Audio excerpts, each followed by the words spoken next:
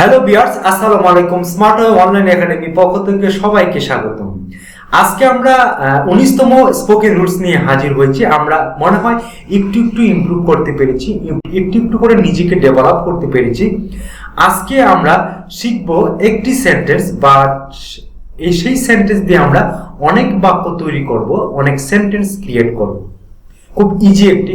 আমরা গত ক্লাসে 18তম ক্লাসে আমরা শিখিয়েছি seems to be. He seems to be fool, তাকে বোকা মনে হয়। আজকে আমরা শিখব দেয়ার সিমস টু বি, শুধু খালি দেয়ার বসিয়ে দেব। There seems to be a deer in this forest. এই জঙ্গলে মনে হয় বা এই বনে মনে হয় হরিণ আছে।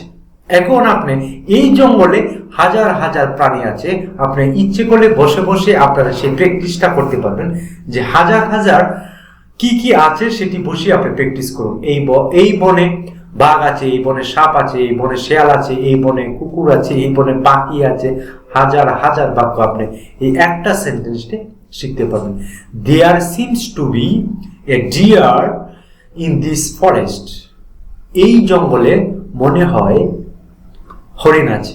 দ্যাটস, আমি এই সেন্টেন্সটা দিয়ে আপনি শুধু জঙ্গলের অবস্থানটা বোঝাচ্ছেন। এখন যদি আমি গ্রামে আসি, there seems to be a mosque in this village. এই গ্রামে মনে হয় একটি মসজিদ আছে বা একটি মন্দির আছে, একটি ভালো লোক আছে, একটি পাঠাগার আছে, একটি স্কুল আছে। আপনাদের এই সেন্টেন্স দিয়েও কিন্তু আপনি শত শত বাক্য ক্রিয়েট করতে পারবেন।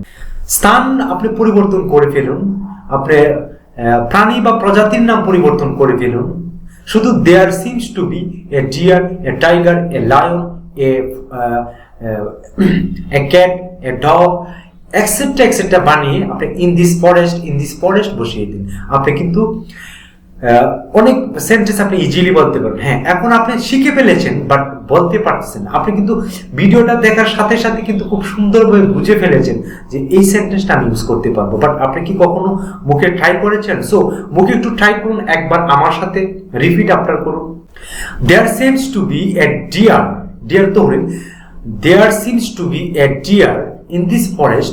এই জঙ্গলে মনে হয় হরিণ আছে। There seems to be a mosque in this village বা in this home. এই বাড়িতে মনে হয় একটি মসজিদ আছে। আপনি স্থানটা পরিবর্তন করে ফেলুন, আপনি প্র্যাকটিস করুন নিজের মতো। আজকে সেন্টেন্সটা দিয়ে কিন্তু আপনি ইচ্ছে করলে আপনি 2000 সেন্টেন্স ক্রিয়েট করতে পারবেন। এর সাথে সাথে আপনি যে উপকারটা পাবেন, আপনি মুখের ফ্লুয়েন্সিটা বাড়বে এবং আপনি ওয়ার্ড শেখা হবে, ভোকাবুলারি শেখা হবে। অনেক কিছুই আপনার এই সেন্টেন্সের ভিতরে লুকায়িত আছে, যেটাকে আমি ম্যাগনেট ক্লাস বলে থাকি। আজকের ক্লাসটা খুবই ইম্পর্টেন্ট, খুবই একটি সুন্দর একটি ক্লাস।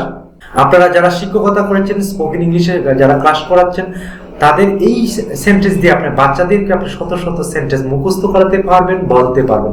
যদি আপনি বলেন যে এই জঙ্গলে যত প্রজাতি আছে সমস্ত প্রজাতির নাম বসিয়ে আপনি সেন্টেন্স তৈরি করুন বা রচনা তৈরি করুন, আপনি দেখবেন যে অনেক কিছু শিখতে পারবেন। আশা করি আজকে ক্লাসটাতে আপনার কনফিডেন্স লেভেলটা অনেকটা বাড়াচ্ছেন, অনেকটা বৃদ্ধি পাচ্ছে এবং ফ্লুয়েন্সিটা বাড়বে।